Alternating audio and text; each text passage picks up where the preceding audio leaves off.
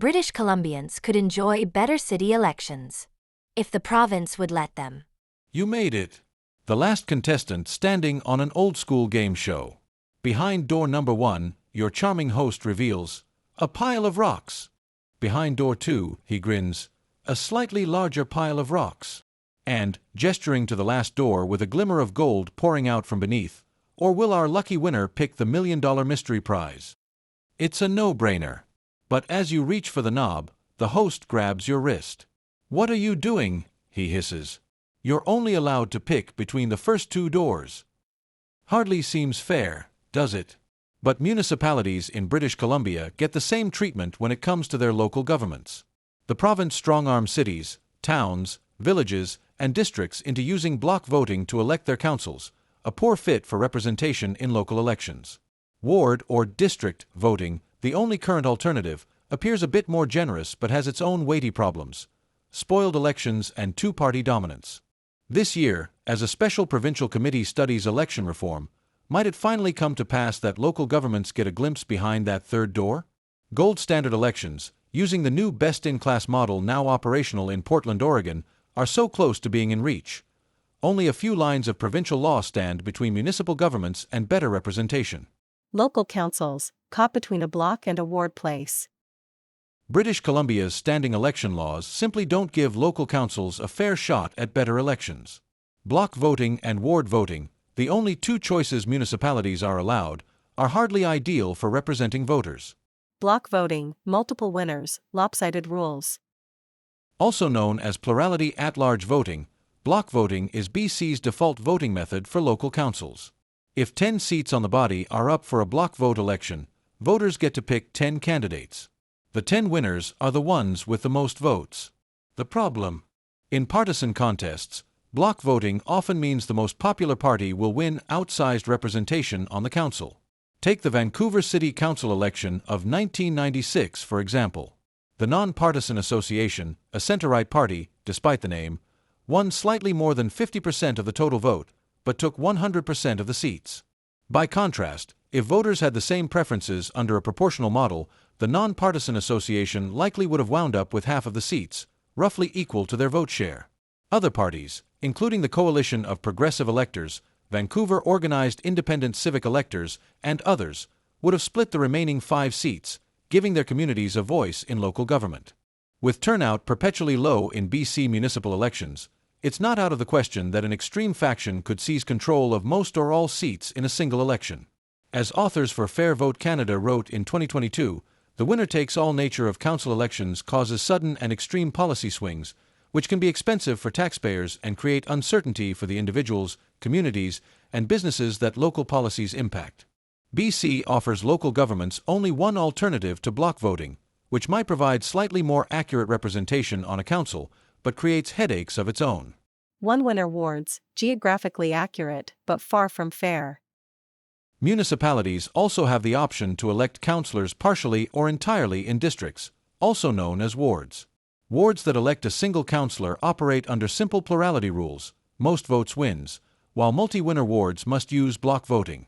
So far, only the District of Lake Country has adopted wards, but larger cities, including Burnaby, Surrey, and Vancouver, have debated or proposed converting to ward voting. While wards guarantee geographic areas will have representation on a council, they create concerns for fairness and representation. First off, if wards split neighborhoods or communities between districts, those communities might not win representation at all, so local governments must take precautions to draw maps impartially and fairly. The act of drawing district lines for political gain or partisan gerrymandering is a pervasive problem in the United States. Candidates and parties in one-winner wards might also split a base of voters and send a candidate to the council with a plurality, less than 50% of the vote.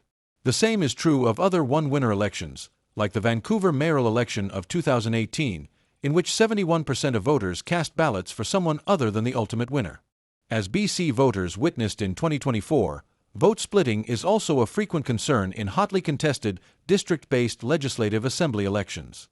Look to divided results in the ridings of Columbia River-Revelstoke, Richmond-Stevenson, and West Vancouver-Capilano for just a handful of cases where the winner didn't reflect the preferences of most voters.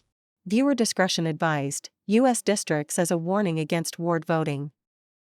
District-based winner-take-all elections are a primary source of polarization and dysfunction in the United States. Voters feel they have little choice but to pick between Democrats or Republicans to avoid spoiling a contest, cementing two-party dominance. That doesn't stop activists from surreptitiously boosting minor parties, sneakily siphoning votes away from one major party to the advantage of the other. What's more, amid a widespread housing shortage and resulting high home prices and rents, it's noteworthy that U.S. cities that switched to single-winner wards saw their housing shortages worsen, rather than get better. Though B.C. and several of its cities have a rich history of multi-party elections, similar issues could plague municipalities that switched to one-winner wards, even in non-partisan contests. If local governments seek better representation, consider that single-member wards in the U.S. experience a case of, if I were going there, I wouldn't start from here. In short, wards with one winner could easily divide voters and misrepresent their interests, with other unwanted side effects. And wards with more than one winner would just use bloc voting, which isn't any better for representation. So what's the answer?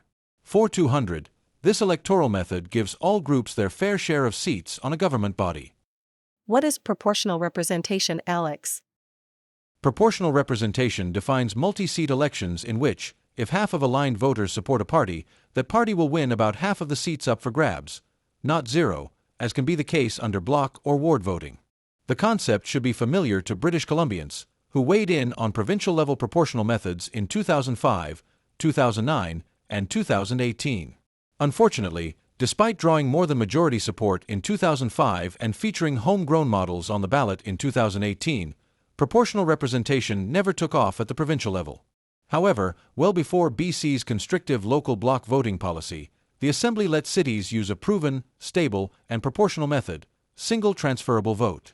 It's the model of choice in Ireland, Cambridge, Massachusetts, and, most recently, Portland, Oregon, where it's produced promising results for representation and public opinion.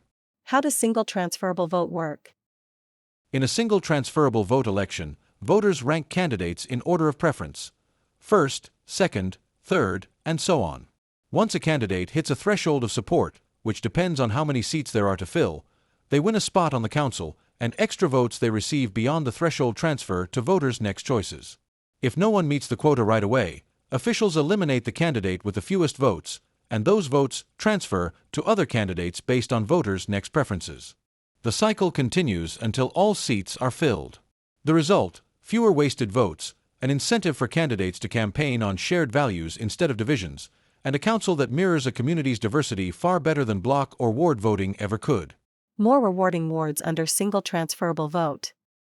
Municipalities can use single transferable vote for a full council all at once, but multi-member wards become quite valuable in proportional elections, particularly for large cities. Just like single-winner wards, they guarantee geographic representation on the council, just with none of the winner-take-all downsides. It's much harder for partisans to game the system when voters win representation proportionally. But that's not all. Wards allow candidates to focus on their neighborhoods and give voters a more focused ballot. No need to pick between all 50 or more candidates citywide. In Portland's case, before single transferable vote, commissioners from just a handful of neighborhoods dominated the city's governing body. But after its first proportional contest, all four corners of the city, now multi-winner wards, gained representation for the first time in over a century. While a similar outcome would have been possible, maybe even likely, in a citywide proportional election, wards guarantee that residents within their boundaries will have a few contacts close to home on the council. And the proportional nature of the election also increased diversity on Portland's governing body. Members come from different neighborhoods and vary in race and age. Voters elected a mix of homeowners and renters, political veterans and relative newcomers. And survey says, more residents are starting to feel they finally have someone speaking for them on the council. Sounds great. So what's the holdup?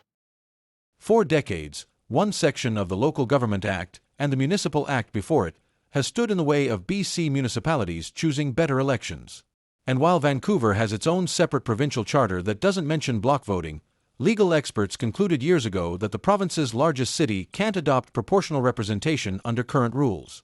In either case, it would take only a majority of MLAs in favor of passing a law to free up municipalities to upgrade their council elections. But what might be the first step? Start with giving Vancouver what it's been asking for. Like any successful quiz show contestant, Vancouver has done its research and has the answer at the ready. Commissions studying election reform in 2004 and 2016 to 2017 both explicitly recommended that the City Council ask the Legislative Assembly to change the Vancouver Charter and allow it to adopt proportional representation. The Council made a formal request in 2005, to no response. Years later, representation problems in Vancouver are still a concern. The Legislative Assembly could add a provision to the Vancouver Charter finally allowing the city to follow through on Reform Commission reports and kick off a plan to move to proportional representation, perhaps in consultation with Elections BC or, as with wards, with the approval of the Lieutenant Governor. Vancouver could be a test screening to see how proportional representation plays for a modern, BC-specific audience.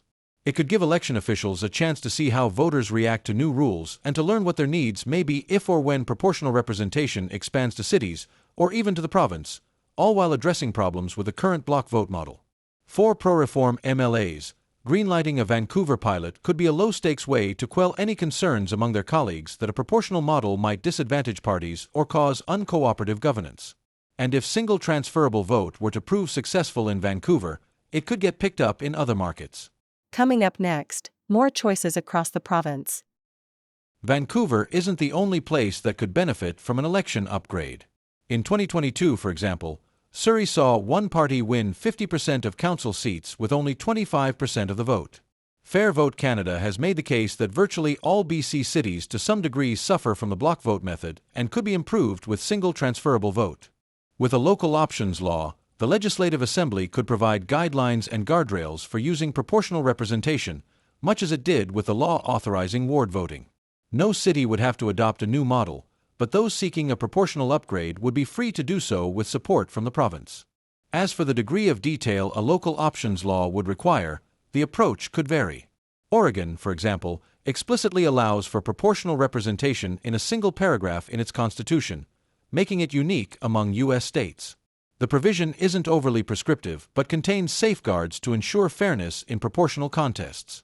For the last few legislative sessions, pro-reform Washington state legislators have pitched a more hands-on approach. The Washington Voices Act would make local reform possible and outline detailed practices that municipalities looking to adopt ranked choice voting or single transferable vote would have to follow. As the Special Committee on Democratic and Electoral Reform deliberates over its final answers this summer and fall, members might weigh how specific reform-enabling legislation would have to be. In any case, it doesn't take a trivia show savant to see that BC's local governments can do better than block and ward voting, the only two options the province has on offer. The former produces single-party sweeps and dizzying policy swings, while the latter splits voters and drives political gamesmanship. It's time to stop stalling for time and let municipalities walk home with the real prize: fair, proportional representation with single transferable vote.